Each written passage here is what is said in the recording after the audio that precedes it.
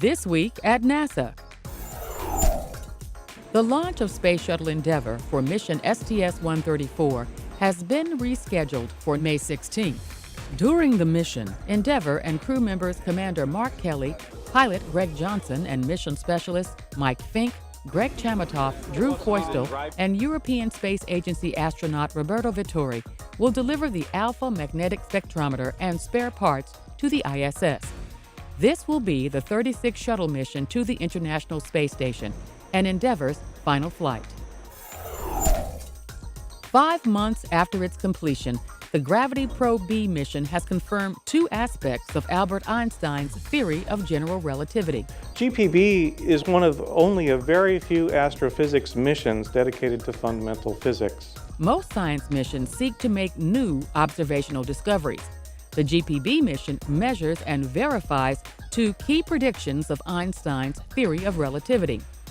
He surmised that space and time are distorted by the presence of massive objects.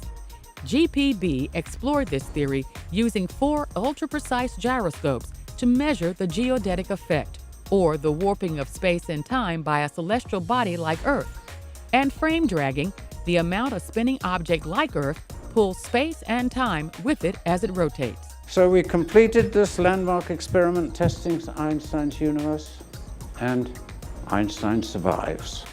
NASA partnered with Stanford University on the GPB mission, with data collection continuing for 17 months while it orbited Earth. Ignition and liftoff of the Delta rocket carrying Gravity Probe B. The probe launched in 2004 from Vandenberg Air Force Base in California and successfully decommissioned in December 2010. The spacecraft continues to circle the Earth in a polar orbit at an altitude of 400 miles.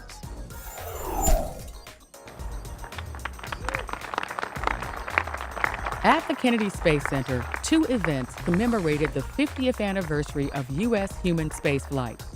During a special ceremony at KSC's Visitor Complex, the United States Postal Service unveiled 2 new stamps celebrating NASA's achievement. One pays tribute to Project Mercury and Alan Shepard's historic launch on May 5, 1961, aboard the spacecraft Freedom 7. The second stamp honors NASA's Messenger spacecraft, which reached Mercury in March, becoming the first spacecraft to orbit the planet. Both missions are part of a 50-year period that advanced American space exploration through more than 1,500 manned and unmanned flights. Mercury astronaut Scott Carpenter and members of the Shepard family joined NASA Administrator Charles Bolden for the unveiling. So today we celebrate the inaugural manned flight of Project Mercury and our historic first orbital mission to the planet Mercury. These are 2 enormously important points separated by years on the NASA continuum. They're joined by more than just a name. They embody the spirit of innovation and doing big things for which NASA has always been known. During the second event, the administrator joined KSC director and former astronaut Bob Cabana and more than 200 workers from the original Mercury program to watch a recreation of Shepard's flight and recovery. The program also highlighted the former moonwalkers' contributions during the Apollo 14 lunar mission. Young innovators from across the country converged on the Conrad Foundation's 2011 Innovation Summit, bringing with them ideas for breakthrough technologies. Give Yudi a beat, to figure out how fast you want to get. Held at the Ames Research Center, the 3-day event showcased the work of 27 high school team finalists and their teachers in the areas of aerospace exploration, clean energy, and cybersecurity. Can everybody hear me? A number of supporters were featured, including Mythbusters host Adam Savage and Nancy Conrad, wife of the late astronaut Pete Conrad, commander of Apollo 12 and the 3rd man to walk on the moon. The Spirit of Innovation Awards is here to grow an innovative workforce for the 21st century. And we do that by combining education, innovation, and entrepreneurship. The event concluded with the awarding of the coveted Pete Conrad Spirit of Innovation Award to 2 teams from Pennsylvania and another from North Carolina. The International Space Station Program Office has been awarded the 2011 Smithsonian's National Air and Space Museum Trophy for current achievement. The ISS is recognized as the most complex feat ever attempted in Earth orbit and the largest peacetime technological endeavor in space history. ISS Program Manager Michael Suffredini accepted the award at a black-tie dinner in Washington, D.C. We're part of a distinguished group of individuals and programs, and we're blessed that you have seen fit to honor us tonight. Receiving this year's Lifetime Achievement Award from Air and Space was George Mueller. As head of NASA's human spaceflight program from 1963 to 1969, Mueller led the successful Apollo program that landed the first humans on the moon in July 1969, one of the greatest engineering achievements in human history. And now, centerpieces. Approximately 84th to 12th grade students gathered at NASA's Wallops Flight Facility for Inspire the Next Generation Day on April 28th. Today is National Take Your Children to Work Day, and that means that parents can take their kids with them to work and show them what they're doing. And here at NASA, we're trying to inspire kids to learn about STEM topics: science, technology, engineering, and math. Students got hands-on and up-close experiences with model rocketry, kite building, NASA aircraft, and much more. I learned how to build a model rocket.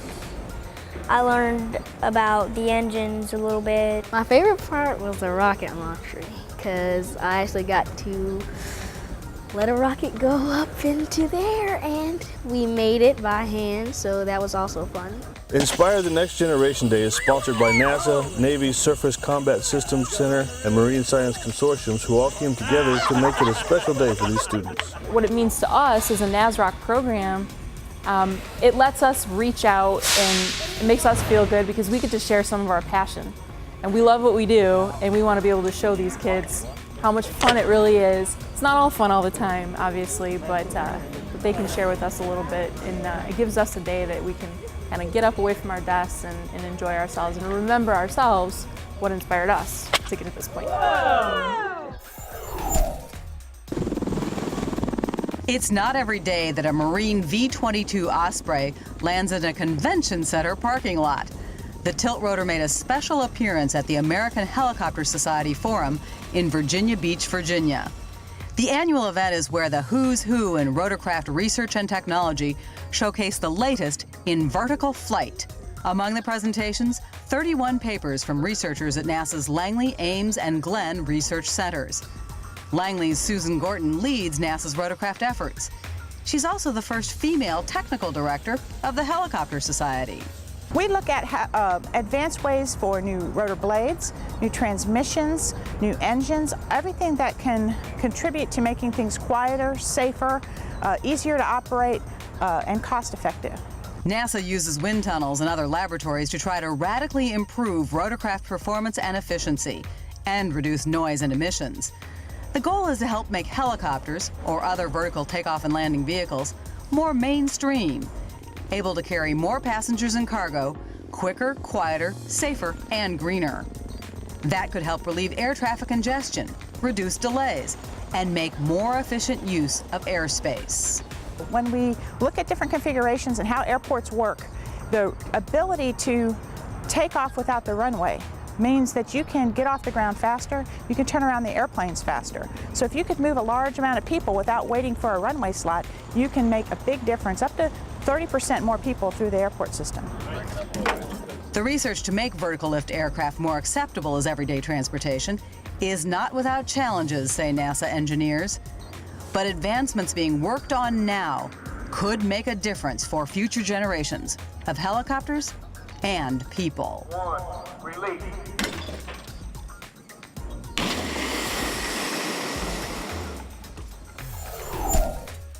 Nine and 10. I've got 8, but not 7.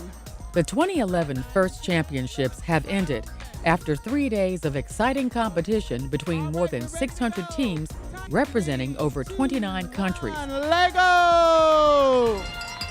Over 3 days, during 3 levels of events, The teams fought it out on the floors of the Edward Jones Dome in St. Louis, Missouri. This year's first robotics game for players ages 14 to 18 was called Logo Motion. With their self-made robots, competing teams were required to maneuver and hang as many inflated triangles, circles, and squares, all elements of the first logo, on grids as fast and high as they could during 2-minute, 15-second intervals. The higher the teams hung their game pieces, the more points they received. 3 teams from San Jose, California, Schaumburg, Illinois, and Atascadero, California won the final showdown, earning the coveted First Robotics Competition Championship winning alliance. Several other teams received honors for design excellence, competitive play, teamwork, and partnerships. The first organization and competitions were founded by inventor Dean Kamen to inspire young people's interest in science and technology. The first acronym stands for Inspiration and Recognition of Science and Technology. This year's championship honored Dean Kamen's father, the late Jack Kamen, comic cover artist and designer of the first logo.